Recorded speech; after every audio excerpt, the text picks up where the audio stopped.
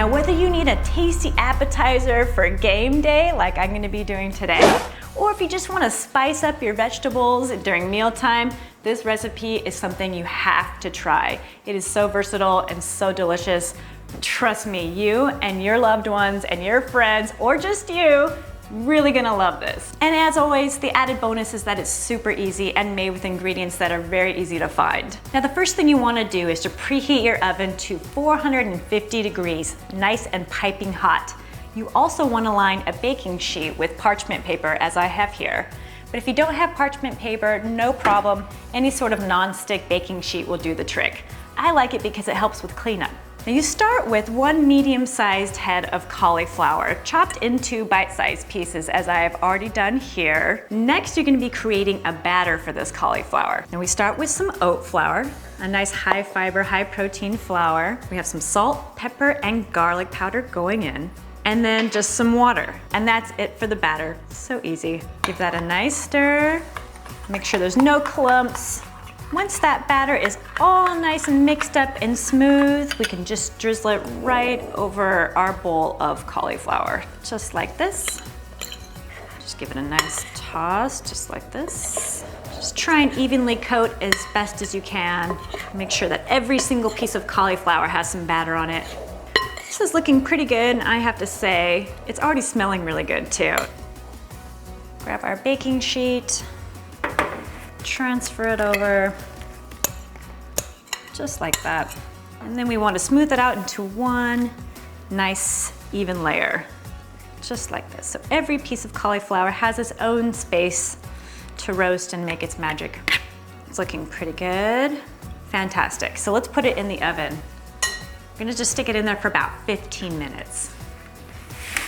While that's roasting for those 15 minutes, let's get started on our buffalo sauce. This is another really easy mixture. We just use some sriracha, which is that bright red chili sauce, a little bit of molasses, which I already have in there, a little bit of cloves, some sugar, lemon juice, and a tiny bit of canola oil. Going in.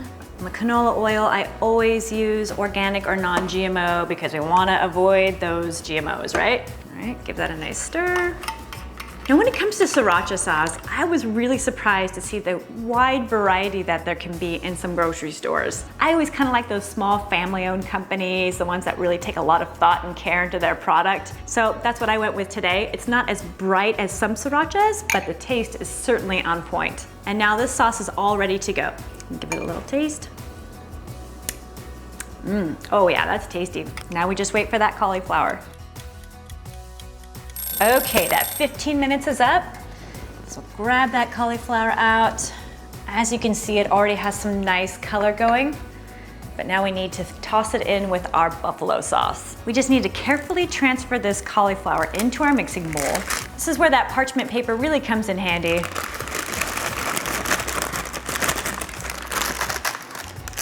We have our buffalo sauce that we already mixed up. We're just gonna drizzle it right over the top. Give it a toss, just like we did with that batter. Nice and gentle. God, it's looking so gorgeous. Look at that.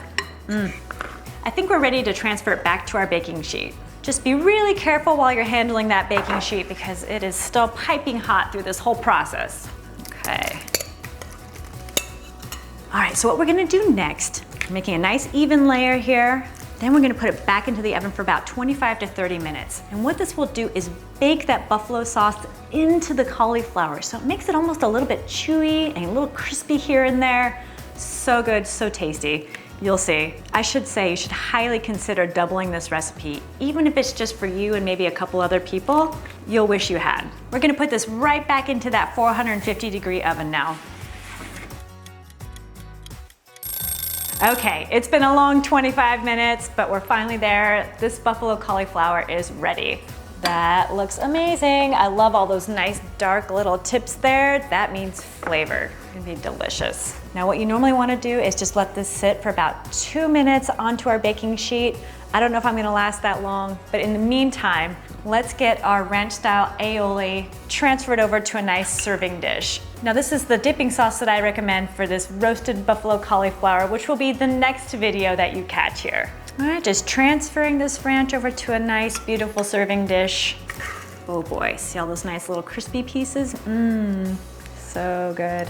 And I always like to keep all of my dipping sauces really close by so that everybody knows that's the sauce that you use for this. All right, and there you have it. There's our roasted buffalo cauliflower with our ranch style aioli sauce. First, we take 1 cup of frozen peas and either let them thaw on the counter for about 30 minutes or you can pop them in the microwave for about 20 seconds. Now, peas are the secret ingredient here. This is gonna take the place of avocado and you will never know it because you're still gonna have 1 avocado in this guacamole. Even though avocado is that good fat, you still don't want too much of that good fat. So why not have some fiber-rich and protein-rich peas to take the place? We have 2 tablespoons of water. Take our 1 avocado. Hopefully it's a good one.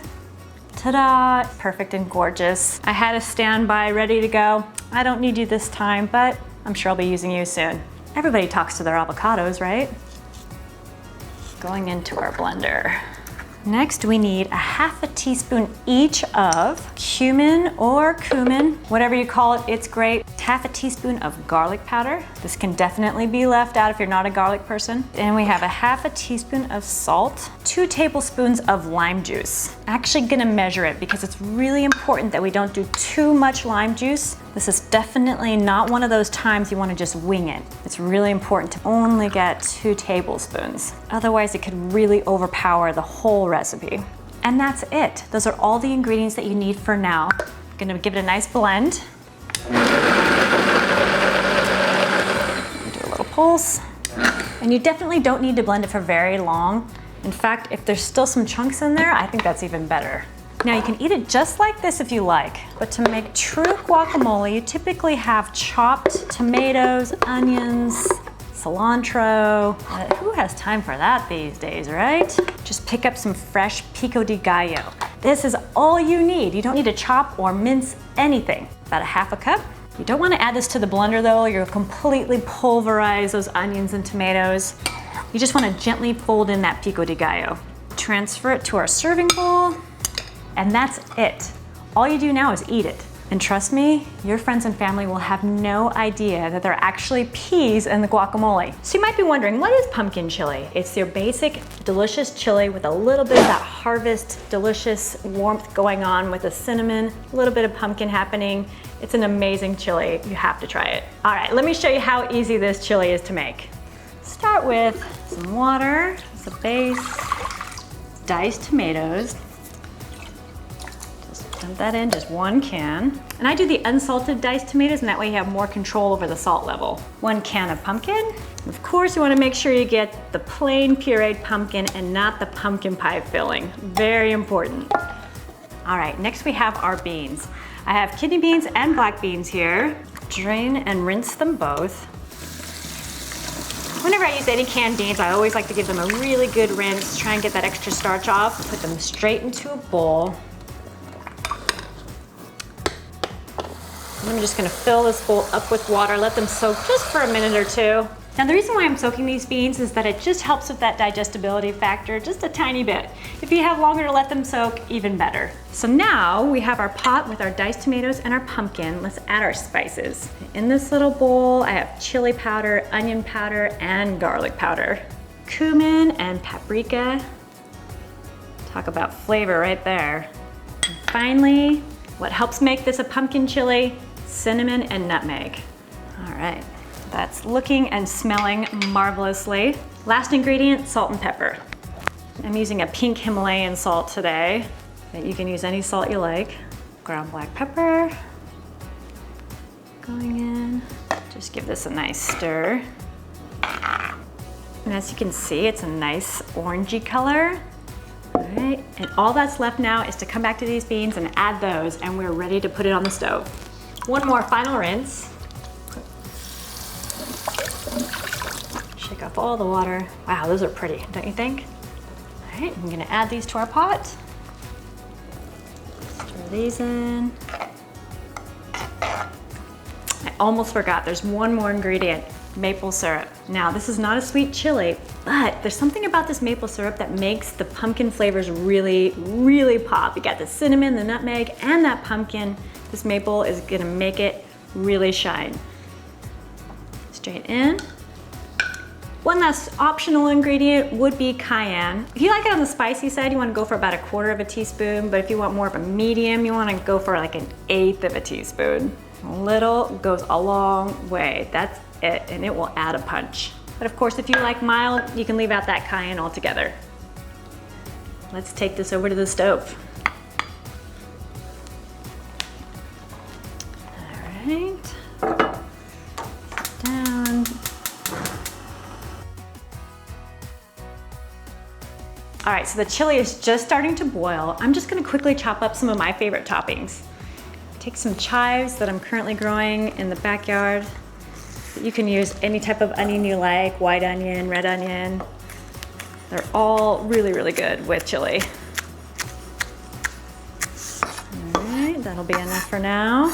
So aside from our chopped onions, you can also add chopped avocado, which is a great substitute for sour cream. But I personally also like to add chopped pecans, which might sound a little strange, but honestly, that extra little crunch is so good.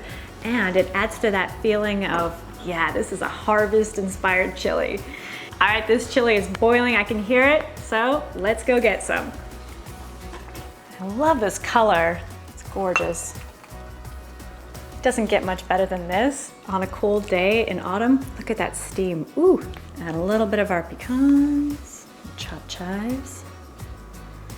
Now all I need is some cornbread. Now first we want to preheat our oven to 350 degrees, which I've already done. And we also want to grab 2 of these cupcake or muffin pans. You want to let's line 15 spots to play it safe. May end up only being 13. We'll see what happens.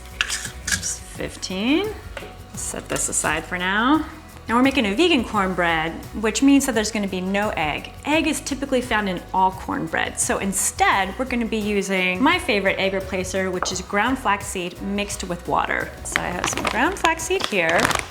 Now, sometimes it's called flaxseed meal. Both of those will work, ground flaxseed or flaxseed meal. If your grocery store doesn't carry ground flaxseed or flaxseed meal, you can easily find it on Amazon. I will provide a link below. Just wanna add some water and set it aside for now.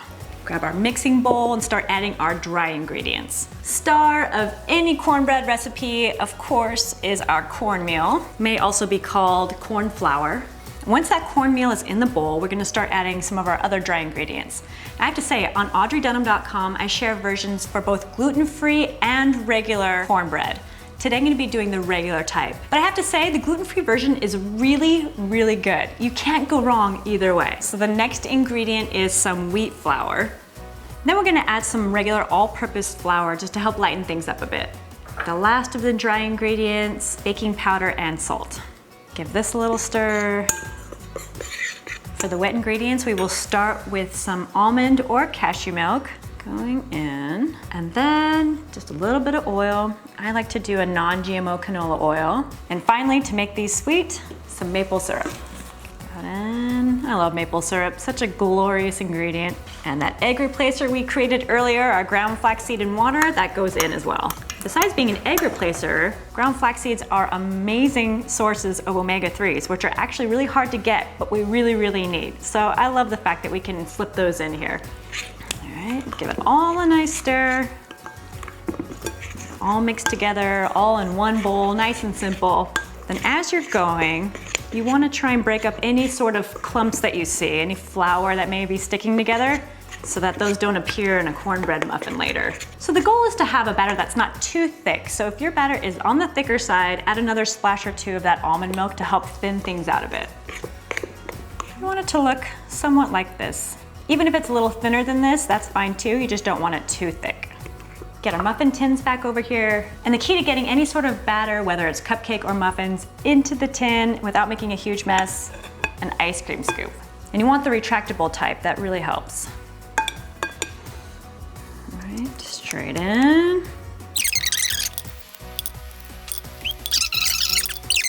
Check to see if there are any that turned out smaller than the others. Maybe this little guy could use some more.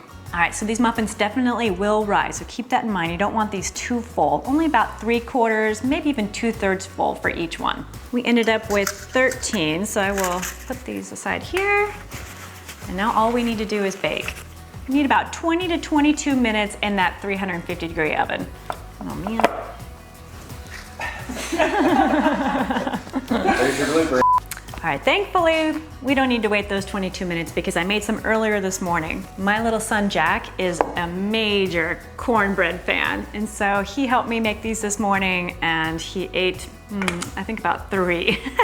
But they're hard to resist, especially when they fill your house with the glorious smell of cornbread, right?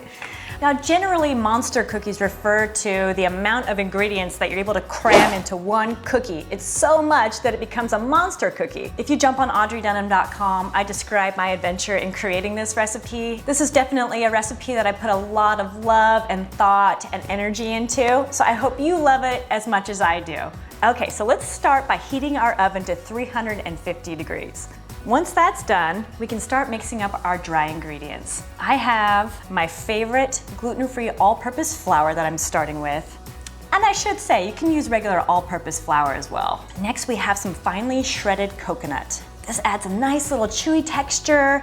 For some crunch, we have our crispy rice cereal, some rolled old-fashioned oats. This will add a nice chewiness, you know, that typical type of texture that you get from oatmeal cookies. Next, we have both baking soda and baking powder, coconut sugar, nice minimally processed sugar that I love to use whenever I can. Next, we have 3 tablespoons of semi-sweet chocolate chips.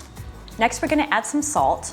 I have to say, I love this little dish. It has seen some tough days around here. It was a gift from my aunt. I think everybody in this house has taken turns breaking it, but since Jeff can repair literally anything, he has fixed it every time. I have some vegan white chocolate chips. Our last 2 dry ingredients are chopped up chocolate bar and nuts. Give that a nice chop.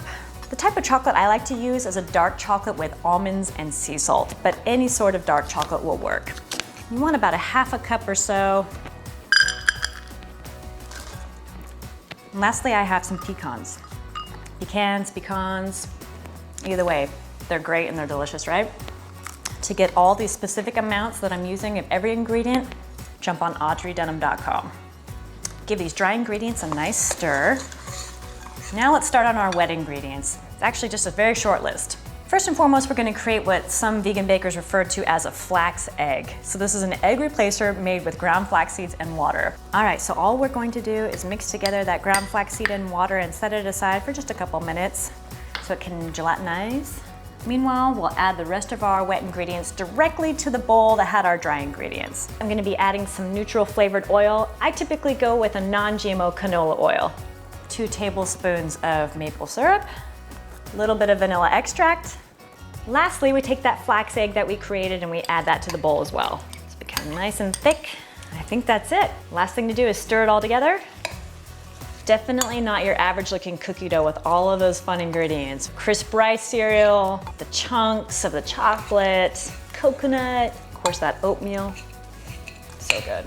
Now the other thing that you usually see with monster cookies is that they're typically a little bit larger than your average size cookie. That's part of what makes them monster cookies. I have 2 sheets here that have been lined with parchment paper. Also, if you have baking sheets that are non-stick, those will work. I like using the parchment paper because it's easier to clean up. When scooping out the cookie dough, I like using a nice average size ice cream scoop. This ensures that your cookies will all be about equal in size. So just put that dough just like that, a nice little mound. This recipe makes about 10 pretty good sized cookies.